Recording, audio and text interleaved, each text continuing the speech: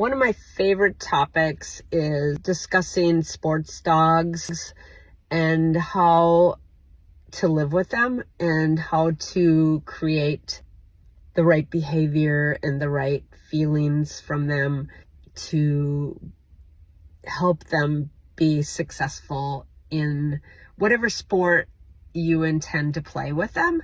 What I find is the dogs that I love training are usually the go-getters. I love to do herding. And so I have border collies in my life. That herding is just, like, to me, fascinating. But these type of dogs in general are built ready to go. They're good at adapting to their environment and learning how to get what they want. Not that they're manipulative, but they do figure out ways to feel good. Actually,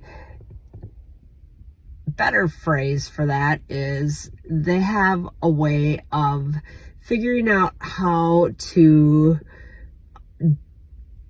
do what they want to do and play the way they want to. What I have found for these dogs, the more I train them, the more I understand how important it is for them to learn how to self-regulate. And I know that's kind of a difficult word to define, and if you're coming into the sport world with a previous dog that has been slower, harder to motivate, it's going to be a little more challenging for you to see this. So you'll just have to believe me.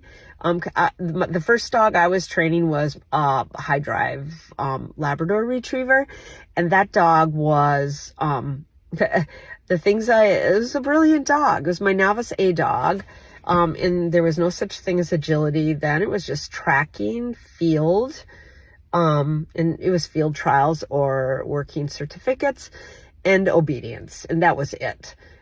He did go on to get an obedience trial championship, but that was because he was a great dog, and I think I just minimized the mistakes. But looking at that dog, I could have done so many things to help him.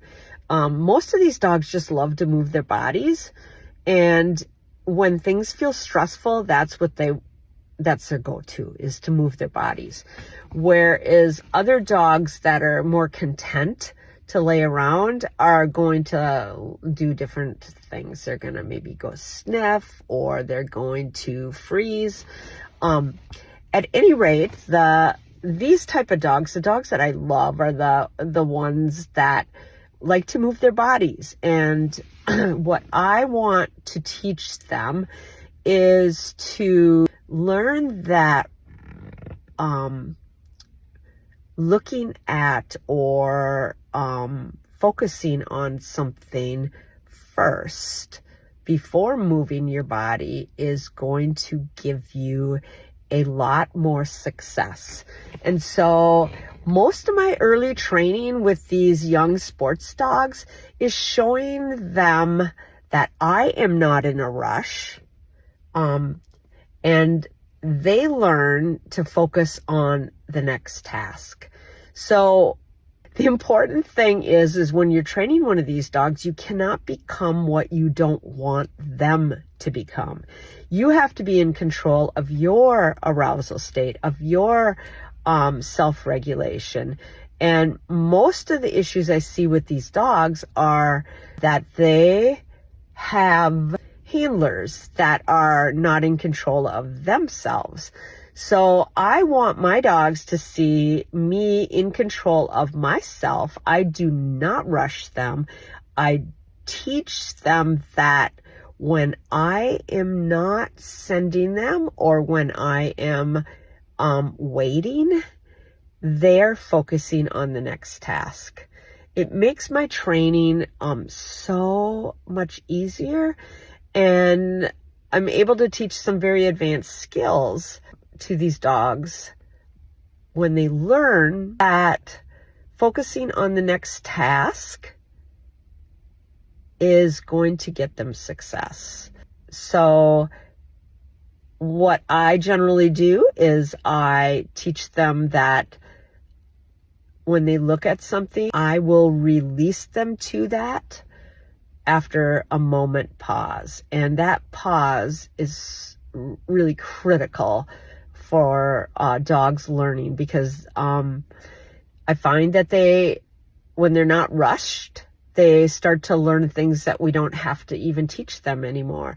Like in agility, people spend a lot of time on focus forward because of some of the more complicated lead outs now, the lateral lead outs with the dog ahead, sending forward, the handler in a different place. If you work on this, a lot of times these advanced skills become so much easier. So long story short, the thing I really enjoy most about these high drive dogs with lots of go, is teaching them that focusing in a calm manner is going to bring you what you want, and it feels good. And with these guys, when something feels good, they're going to repeat it, and it's good for them. All right. Well, I hope everybody has a good spring, and we'll see you in the classes.